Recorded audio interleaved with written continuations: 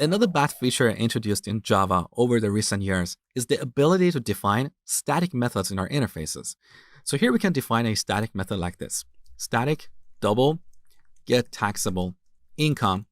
We give it two parameters, income and expenses.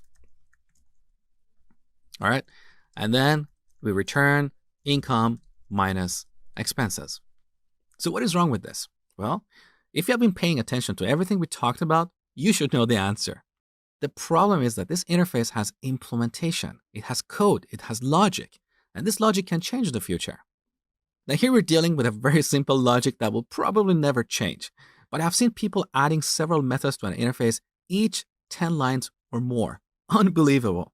These people don't really understand what interfaces are for. Once again, interfaces are about what's, not how's. Here we're dealing with how something is done or calculated. Now, a common argument that I hear is, Mosh, what if we need to reuse this logic across all classes that implement this interface? Well, that's when you define an abstract class and move this logic there so it can be shared by all its children. Let me show you. So I'm going to add a new class called abstract tax calculator.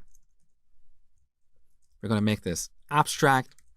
You want to have this implement the tax calculator interface. And then we're going to go back to our interface and move this static method there. Now, we don't want this to be static because this is implementation detail. Only the real concrete calculator implementations should use this method. This is where we use the protected access modifier. So we hide this method from the outside, but we'll be able to use it in classes that inherit from this abstract tax calculator. Let me show you. So back to this concrete implementation, we have this class extend the abstract tax calculator. That means we don't need to explicitly type implements tax calculator because our abstract tax calculator already does this. So let's simplify this.